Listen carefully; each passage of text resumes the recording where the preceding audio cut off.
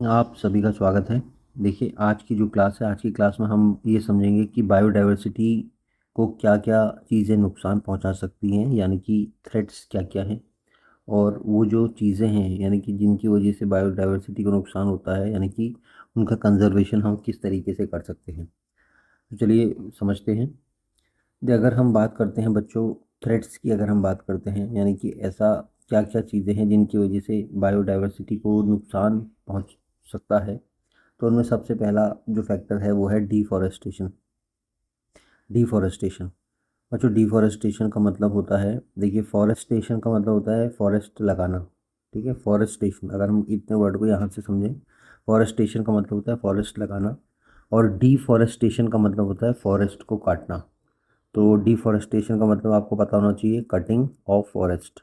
अगर आप cutting of forest करेंगे तो जितनी भी स्पीसीज़ हैं, चाहे वो प्लांट की हों या वो एनिमल की स्पीसीज़ हों, जो कि डिपेंड है फॉरेस्ट के ऊपर, वो सब एक्सटिंक्ट हो जाएंगी। एक्सटिंक्ट का मतलब होता है गायब हो जाना, विलुप्त हो जाना। तो डिफॉरेस्टेशन की वजह से बायोडाइवर्सिटी को बहुत बड़ा नुकसान होता है। दूसरा इंपॉर्टेंट फैक्टर है बच्चों, पॉल्यूशन। देखिए, पॉल्यूशन आप जानते हैं, प्रदूषण कहते हैं इसे हिंदी में, क्या बोलते हैं, प्रदूषण। ठीक है, प्रदूषण। प्रदूषण देखो, नॉइज़ पॉल्यूशन भी होता है। ठीक है, नॉइज़ पॉल्यूशन अगर हम बात करते हैं, एयर पॉल्यूशन भी होता है। ठीक है, वाटर पॉल्यूशन भी होता है, और लैंड पॉल्यूशन भी होता है, या सॉइल पॉल्यूशन हम कुछ भी कह सकते हैं। तो पॉल्यूशन अलग अलग टाइप्स का सॉल्यूशन होता है। अब ये जो पॉल्यूशन है, इस पॉल्यूशन की वजह से, जैसे मान लीजिए वाटर पॉल्यूशन हुआ, तो वाटर में रहने वाली जितनी भी स्पीसीज़ हैं, चाहे वो प्लांट की हैं, एनिमल की हैं, तो उनकी पॉपुलेशन कम होने लग जाती है। जो उनकी पॉपुलेशन है वो कम होने लग जाती है। कुछ स्पीसीज़ मरना शुरू कर देती हैं, मर जाती हैं, डेथ हो जाती है उनकी। तो क्या हो रहा है, जो बायोडाइवर्सिटी है इसको नुकसान पहुंच रहा है। तीसरा होता है क्लाइमेट चेंज। बच्चों, आपने देखा है कि आपके घर में पेरेंट्स आपसे कहते हैं कि आज से 10 साल पहले तो बहुत गर्मी पड़ती थी, अब तो गर्मी पड़ती नहीं है, या बहुत बारिश हुआ करती थी, अब बारिश होती नहीं है।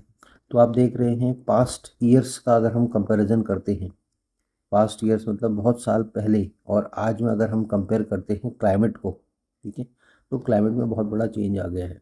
और क्लाइमेट में चेंज आने की वजह से जो स्पीसीज़ ज़्यादा रेन में सरवाइव कर पाती थी, अब ज़्यादा रेन नहीं हो पा रही है, इसलिए वो स्पीसीज़ धीरे धीरे करके एक्सटिंक्ट होती जा रही हैं।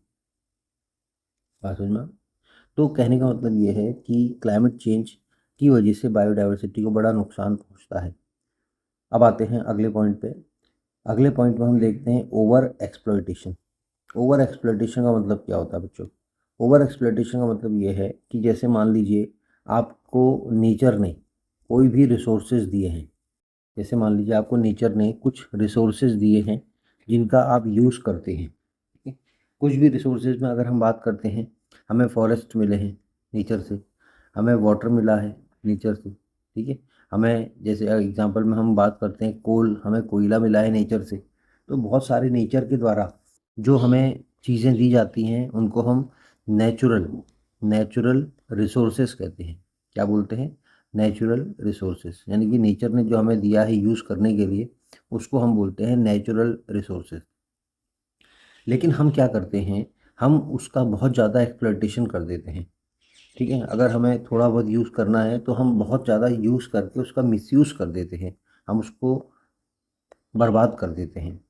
तो जब हम चीज़ों को ज़्यादा बर्बाद करेंगे, और वो भी वो चीज़ें जो कि नेचर ने हमें दी हैं, तो वो धीरे धीरे ख़त्म हो जाएंगी। और जब चीज़ें ख़त्म हो जाएंगी, तो वो जो चीज़ों के साथ जुड़ी हुई जो स्पीसीज़ हैं, बायोडाइवर्सिटी है, वो भी ख़त्म हो जाएगी। तो बायोडाइवर्सिटी को ओवर एक्सप्लोइटेशन की वजह से भी बड़ा नुकसान पहुंचता है। अब आता है अगला फैक्टर, अर्बनाइजेशन। देखिए, अर्बनाइजेशन का मतलब क्या होता है, पहले आपको मतलब समझ में आना चाहिए। अगर मतलब आप समझ जाएंगे तो आप आराम से इसे समझ पाएंगे कि कैसे अर्बनाइजेशन की वजह से बायोडाइवर्सिटी को नुकसान पहुंचता है। बच्चों, अर्बनाइजेशन का मतलब होता है शहरीकरण। शहरीकरण, शहरीकरण। देखो, शहर आप जानते हो, सिटी। ठीक है, करण मतलब डेवलपमेंट। पहले क्या होता था, गांव होते थे, गांव में आप देख रहे हैं बहुत बड़े बड़े खेत होते थे, कच्ची रोडें होती थी, पक्की रोड नहीं होती थी, घर कम होते थे और पेड़ होते थे, पेड़ों में चिड़ियाएँ बैठा करती थी। लेकिन अब क्या हो गया है, शहर बनाने के लिए, सिटी बनाने के लिए हमें बड़ी-बड़ी रोड बनानी पड़ रही हैं, बड़ी-बड़ी बिल्डिंग्स बनानी पड़ रही हैं और ये रोड और बिल्डिंग्स बनाने के लिए हमें जो नेचर ने हमें जो दिया है, जो मिट्टी हमें ये खेत हमें दिए हैं, हमें वहाँ पे सीमेंट करना पड़ रहा है। या बहुत सारे पेड़ ऐसे हैं जो रोड बनाने के रास्ते में आ रहे हैं, हमें वो पेड़ काटने पड़ रहे हैं। या कोई नदी अगर चल रही है, अगर हमें उसके ऊपर से ब्रिज बनाना है तो हम नदी को डिस्टर्ब कर रहे हैं। तो ये सब चीज़ें क्या हैं, ये सब चीज़ें करने की वजह से डेवलपमेंट तो हो रहा है, विकास तो हो रहा है, लेकिन विकास के साथ साथ हम विनाश की ओर भी जा रहे हैं, क्योंकि हमने नेचर को डिस्टर्ब करना शुरू कर दिया है। तो जब नेचर को डिस्टर्ब करेंगे तो नेचर ने जो हमें स्पीसीज़ दी हैं, जो बायोडाइवर्सिटी नेचर ने हमें दी है, वो भी कहीं न कहीं डिस्टर्ब हो जाएगी।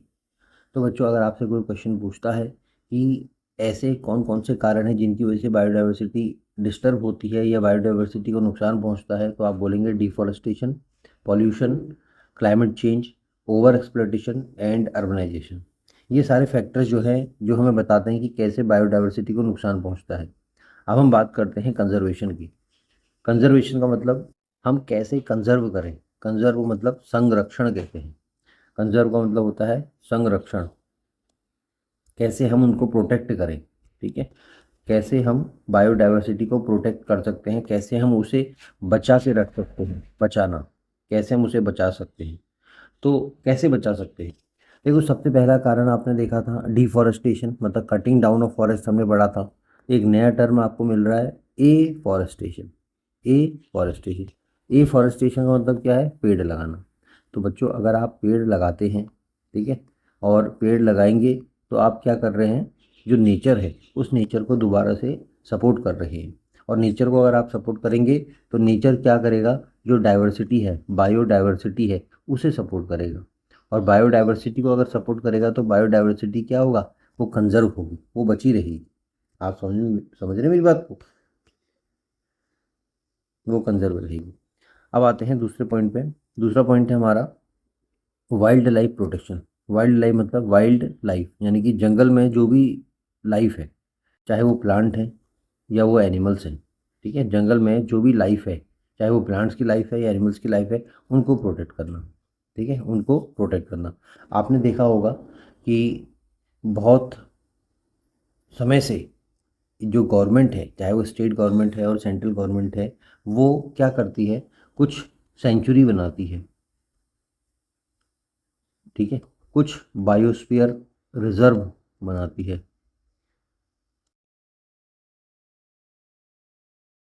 कुछ नेशनल पार्क बनाती है, कहीं पे जू बनाती है। तो देखो ये क्या है, ये सेंचुरी बनाई या बायोस्फीयर रिजर्व बनाया या नेशनल पार्क बनाया या जू बनाया, ये सब बनाने के पीछे जो गवर्नमेंट है इंडिया की या स्टेट की, उसका एक ही एम होता है, एक ही ऑब्जेक्टिव होता है कि प्लांट और एनिमल्स की जो स्पीसीज पाई जाती हैं उस एरिया में जहाँ पे नेशनल पार्क बन रहा है, उनको प्रोटेक्ट करना। ठीक है, प्रोटेक्ट करने के लिए ही प्लांट और एनिमल की स्पीसीज को यही सब चीज़ें बनाई जाती हैं। तो आपने आपके आसपास में भी देखा होगा, क्या कोई नेशनल पार्क है या कोई बायोस्फीयर रिजर्व है या कोई सेंचुरी है या कोई जू है, देखा होगा, अच्छी बात है, नहीं देखा होगा एक बार देख के ज़रूर आइएगा। अब आते हैं अगले पॉइंट पे, रिड्यूस पॉल्यूशन। हमने बताया था कि पॉल्यूशन की वजह से बायोडाइवर्सिटी को नुकसान पहुंचता है, तो आप पॉल्यूशन को धीरे धीरे कम करें। ठीक है, कोई भी पॉल्यूशन हो, चाहे नॉइस पॉल्यूशन हो, साउंड पॉल्यूशन जिसे हम कहते हैं, एयर पॉल्यूशन हो, वाटर पॉल्यूशन हो, लैंड पॉल्यूशन हो, तो आप धीरे धीरे करके कम करें। अब आता है create protected areas. Create protected areas का मतलब ऐसे एरिया बनाओ, ठीक है, क्रिएट प्रोटेक्टेड एरिया मतलब ऐसे एरिया बनाओ कि जिस एरिया के अंदर जो प्लांट और एनिमल की जो स्पीसीज़ हैं उनको नुकसान ना पहुँचे।